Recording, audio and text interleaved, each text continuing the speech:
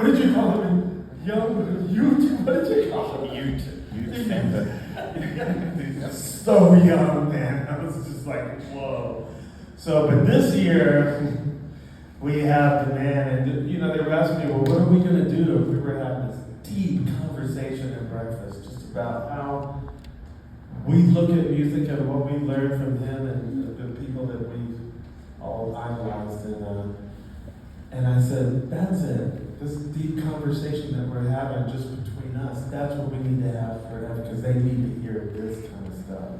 And when I was in the studio with Santa, just your whole philosophy of music is really quite beautiful.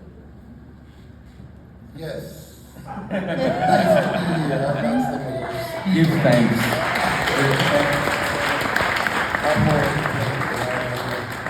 Can't articulate that, these guys. Well, anyway, my name is Carlton Davis, otherwise known as Santa Davis. That's the nickname I got from when I was a kid.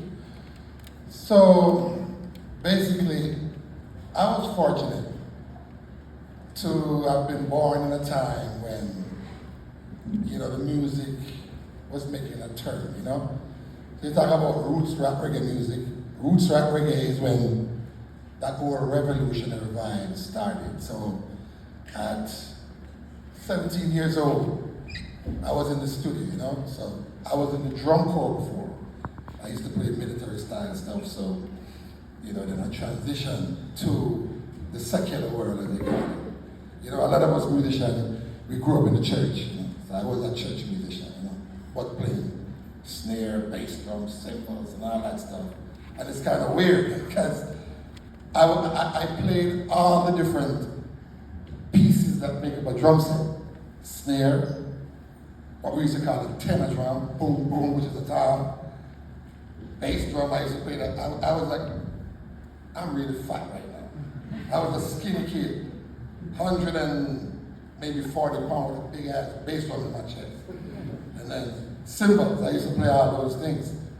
Not even knowing that I was going to end up like this, So, but it's been a journey.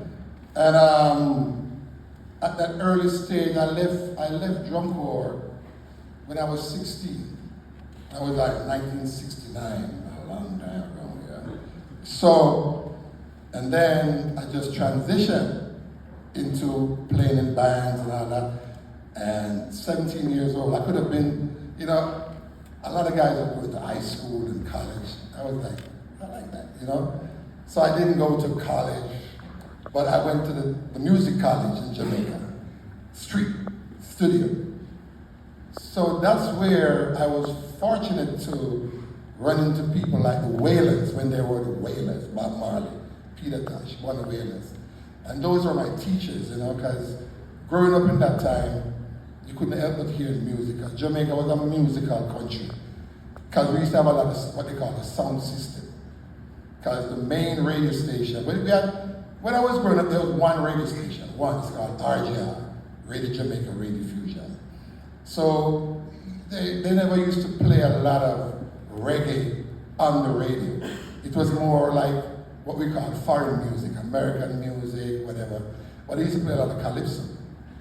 Because at the time, reggae music was seen as this ghetto, weed smoking kind of vibe, And the message and the stuff that were being said, not anything derogatory, but I just think that in their program, it didn't fit in their format. So they would play a lot of Frank Sinatra, which is one of my favorite artists, and a lot of the foreign stuff, But as I said, you couldn't help but hearing music through sound system. So I lived in an area where there was what they call dance halls, like 3 different venues, where they used to string up these big speaker boxes, like they used to be Friday, Saturday to Sunday morning. So on these 2 nights ended up in, so I was living, it's kind of weird, I would be like living in this spot. And there was a dance hall up the street, like maybe not even a block away. There was like one down the street, maybe the same proximity, and there was one across the street. So they would have these music. At that time, it wasn't really a competition. It was people trying to make money, so people were running from spot to spot. But they were all like venues where people used to go and dance.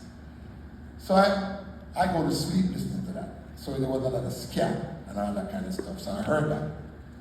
Then, as a kid growing up, I wanted to be in the military. That never worked out.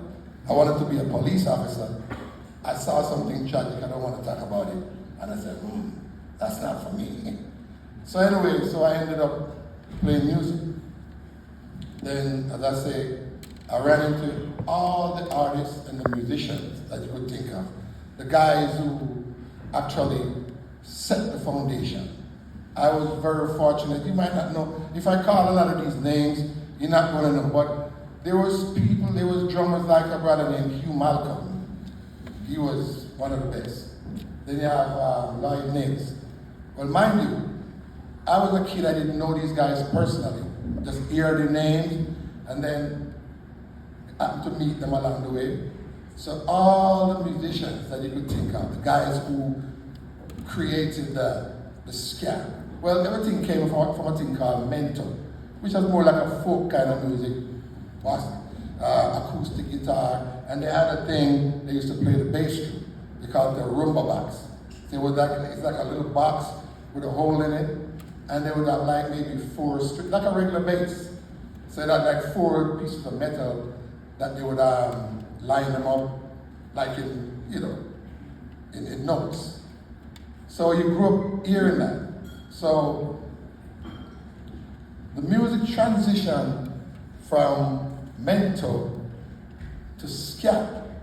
Now ska is like a spin-off of the blues. And they used to play that, but then they slowed it down to where, right? And then later on, well, I heard a story. I met the drummer, his name is Joe Isaacs.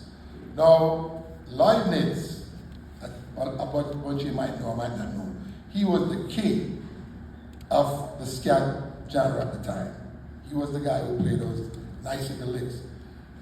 So, I guess time passes and music was fast. A lot of the artists wanted to sing stuff, but it was too fast, so they started slowing down. But Joe Isaacs, he said to me that he was the reason why there was a slowdown in that hop tempo, because he couldn't sustain playing fast. So he would start at that tempo and then he drift. Yeah, he said that. He said, so they just realized, okay. And then it's weird because Jamaica is a funny place, Jamaica is a land of extreme, when people drink, they drink a lot. When they smoke a lot. And whatever they do, they kind of like do it, but it's natural. It's not something that we think about, It's just something that's happened naturally. So the rocksteady vibe just happened naturally, you'd say, because this particular drummer couldn't hold that tempo. Yeah, for real. He said it, I don't know if it's true. He said it, but he was one of the popular drummers in Jamaica. But he said he just couldn't keep up with that tempo. So I was still in the drum corps at the time, but when the transition started to make, I came in 1969, and that's when my whole life started. So I met all of these musicians.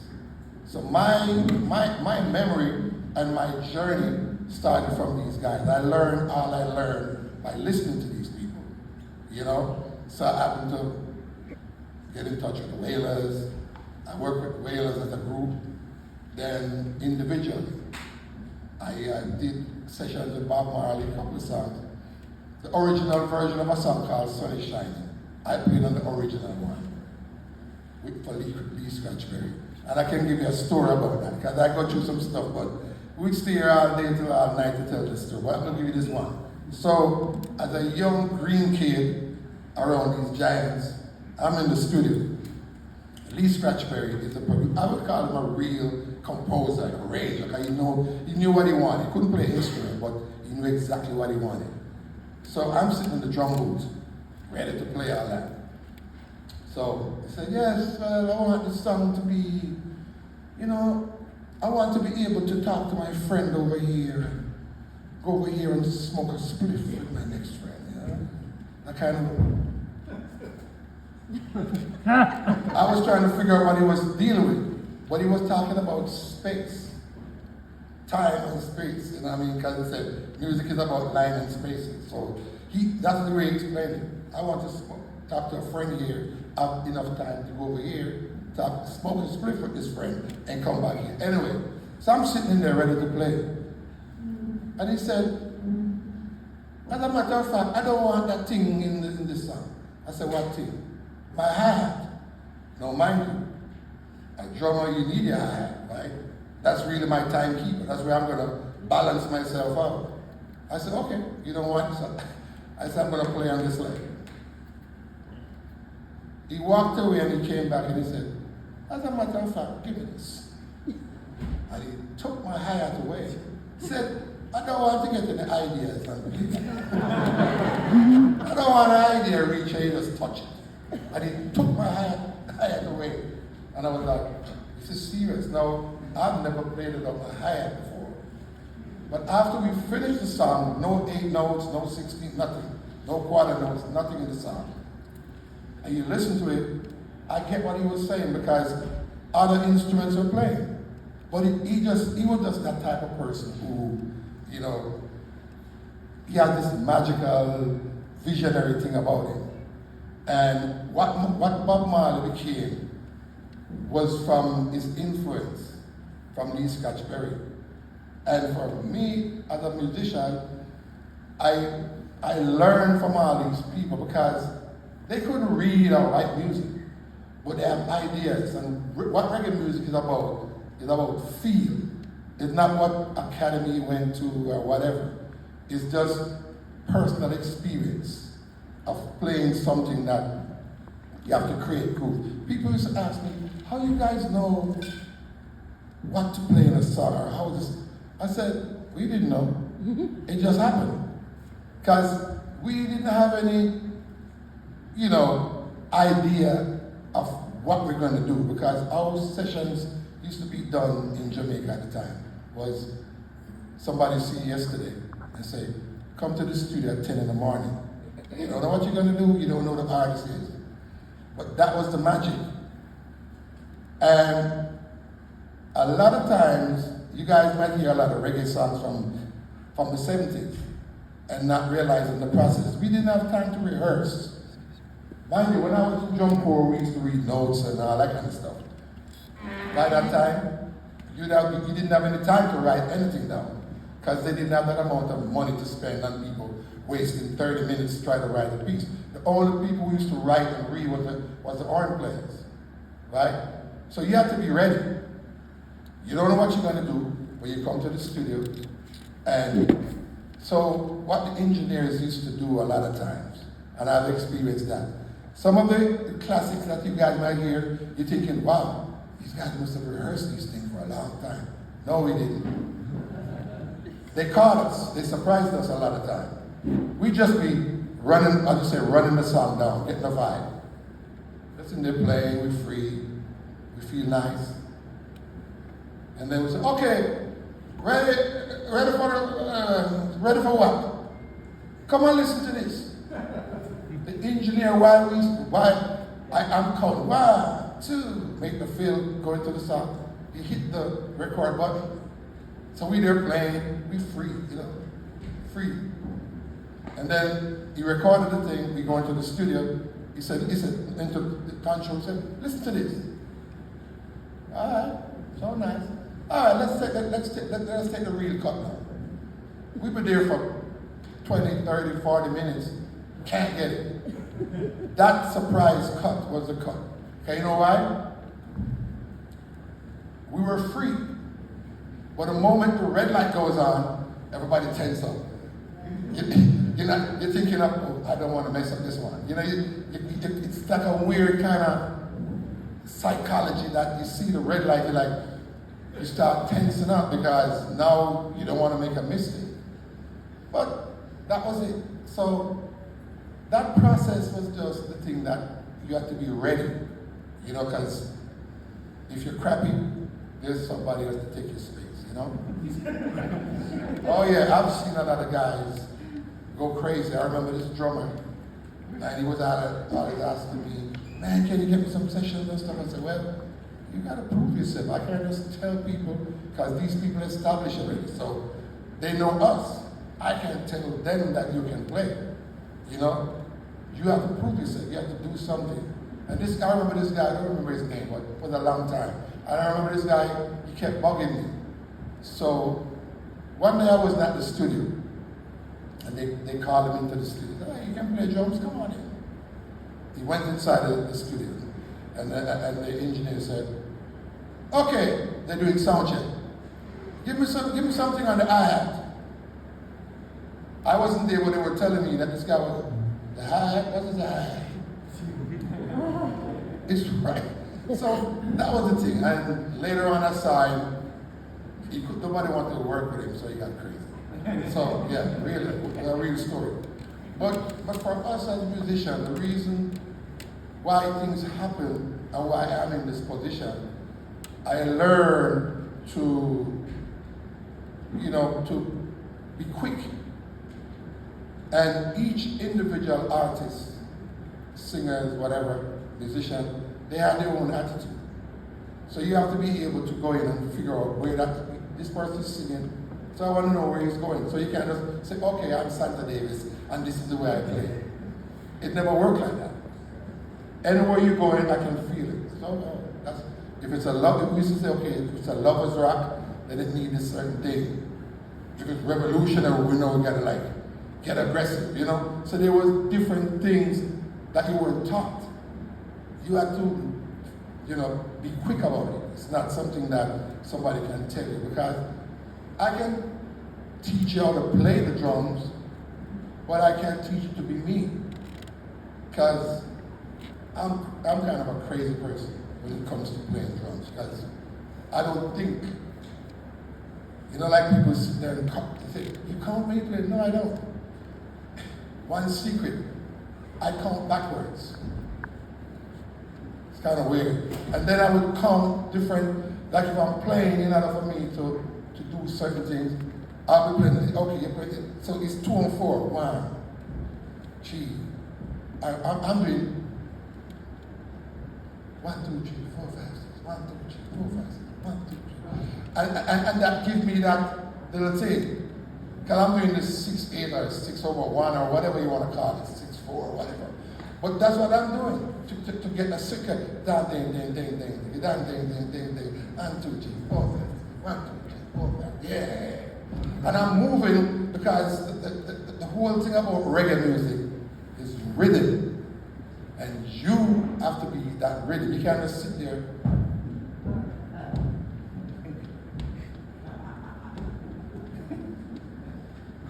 That's boring, right?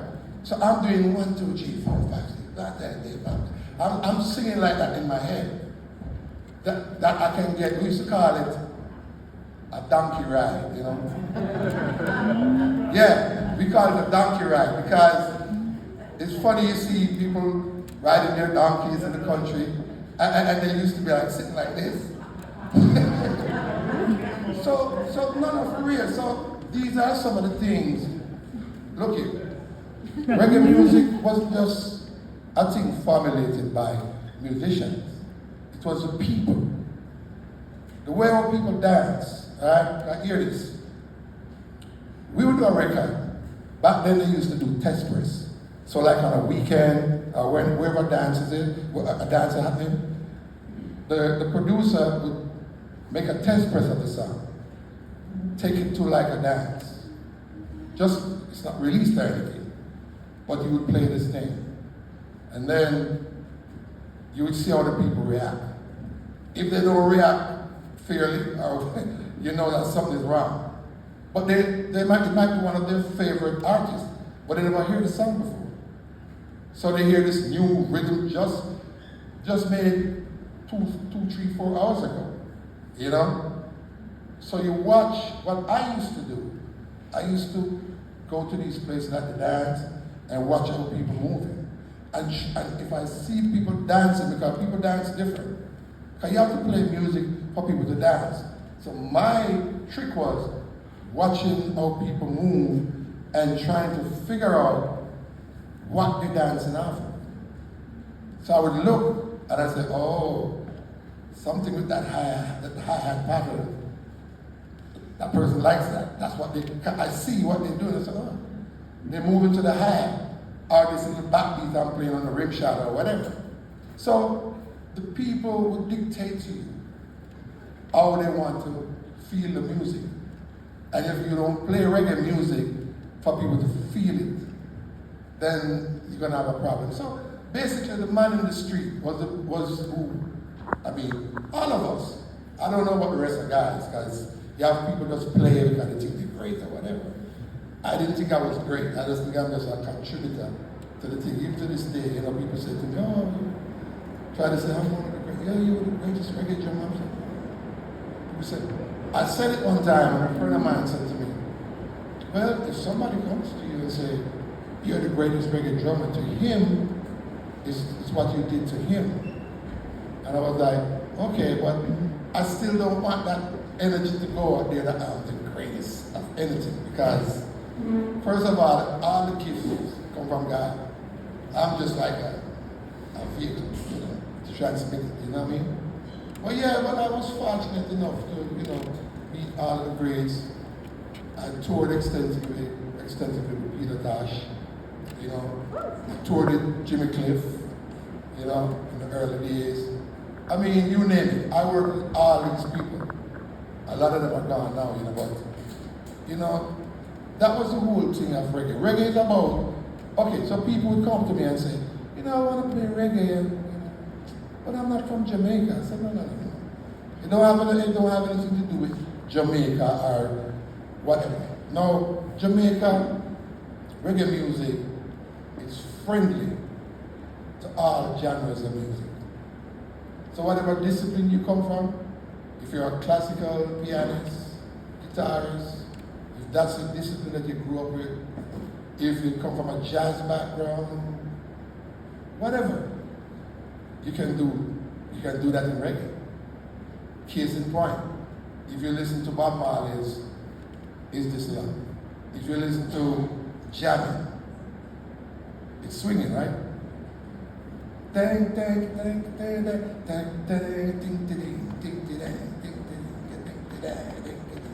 Right? Jamming this, I mean, Is This Love?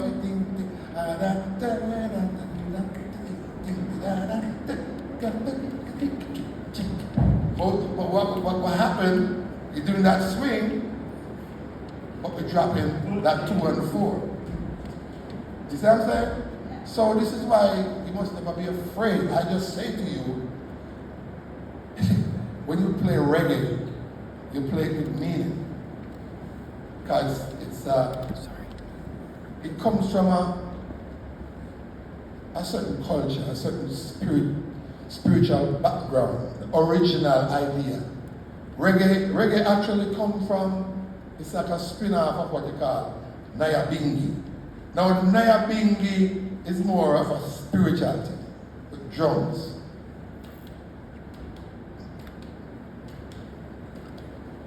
You reggae in that, right? Check it. Now, you reverse that, right? Because this is going on the downbeat. Check it. See what I'm saying?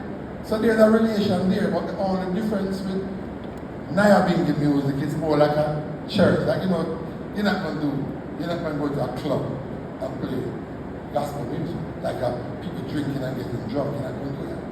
So, but the reggae music is really the what you say, the brother or the sister of Nyabingi. You see what I'm saying? But the whole thing about reggae, you have to have that personal thing that no matter what discipline you come from, you can always feel it, because like Bob Marley said, you feel it in the one job while you still have time to rock. You hear what I'm saying? Rock. It's for rock and roll. Peter Tosh used to say, we're going to rock and reggae. So they are related. It's just that people used to say, what is reggae music anyway? What's going on, you know? I say, it's a music that is everything. I can give you a story. I have a lot of stories, but I'll be doing stories. Yeah. Eric Gale used to come, guitar player Eric Gale used to come to Jamaica a lot. And I remember one time he brought this guitar player, and we were in a studio complex called Dynamic Sound. They have a main studio and they have a studio B. So we're in studio B. We were getting ready to do a recording. So he had this guy, an American guy, wicked guitar player. So we were just jamming. Eric Gale playing the bass, I'm playing drum. So we were playing Roberta Flack's Killing Me Softly.